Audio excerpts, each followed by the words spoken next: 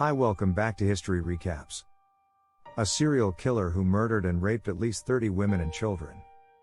What do you expect when you think about serial killers?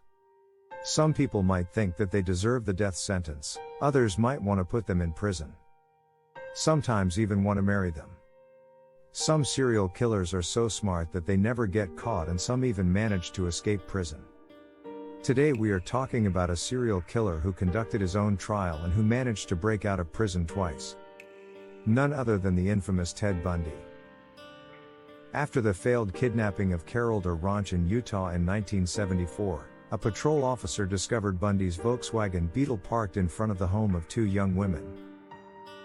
After a short chase, the police found in Bundy's car handcuffs, a ski mask and tights with holes for the eyes. Bundy was arrested, and although he tried to change his appearance, Ranch chose him from a lineup. He was found guilty of kidnapping and sentenced to 15 years in prison. Bundy was then transferred to Aspen, Colorado, for the murder of Karen Campbell, a 23-year-old nurse who went missing during a ski trip with her fiancé. Typically, Bundy convinced the judge to allow him to participate in his own defense and was given easily supervised access to a law library. Over the course of the months, I had noticed a number of opportunities to just go out, Bundy noted. First escape. June 7, 1977.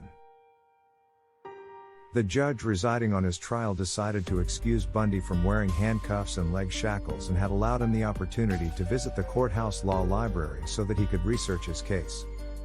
These privileges granted to Bundy would later come under fire, as the accused would take advantage of them to conduct his first escape.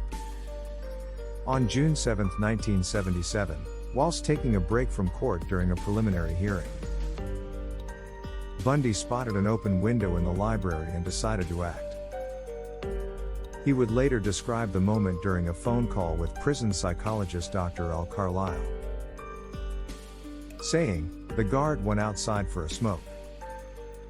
The windows are open, and the fresh air is blowing through. And the sky was blue, and I said, I'm ready to go, and walked to the window and jumped out. Honest to God, I just got sick and tired of being locked up." Jumping some 30 feet, Bundy hit the ground hard and sprained his ankle. With no plan, no backup and no money, Bundy shed a layer of clothing and then limped his way towards nearby Aspen Mountain.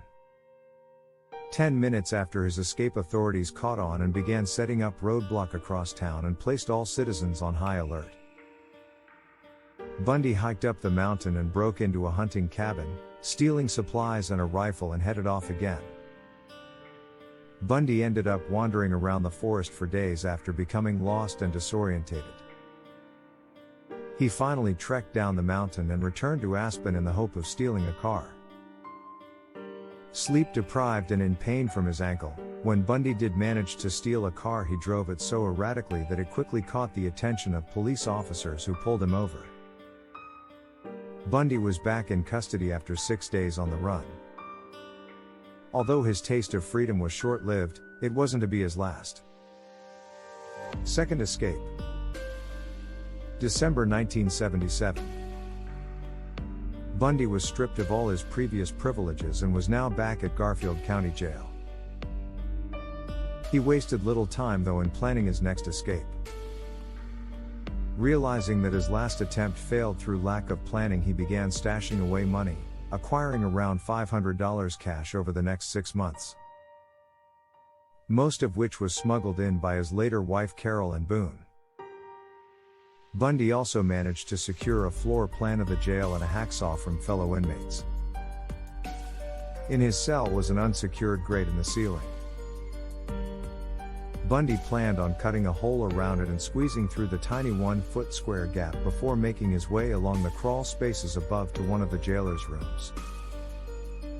To fit into the tiny hole he was going to cut into the ceiling, Bundy needed to lose weight. By the 30th of December, Bundy had lost some 2.5 stone and was ready to put his plan into action. With most of the prison staff off on Christmas break, Bundy piled books onto his bed and covered them over with the blankets to make it look like he was sleeping underneath. He proceeded to make his way up through the grate and crawled towards a nearby jailer's room. Once above, he broke through the ceiling and dropped down. The jailer was out for the evening, so Bundy grabbed some civilian clothes from the jailer's closest, got changed, then walked out of the front door.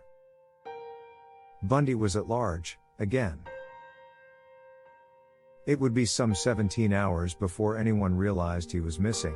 By that time Bundy had managed to steal a car, catch a flight and jump on a bus and make his way to Chicago, some 1,100 miles away. 9 days later, Bundy made his way to Tallahassee, Florida, and although the FBI had added him to their 10 most wanted fugitives list, he would remain a free man until mid-February 1978, a month and a half after escaping. During his time on the run, Bundy would kill again and claim his final known victims. In the early hours of 15th of January, he broke into a Florida State University sorority house. There he sexually assaulted, beat and strangled 2 young women, Margaret Bowman, 21, and Lisa Levy, 20.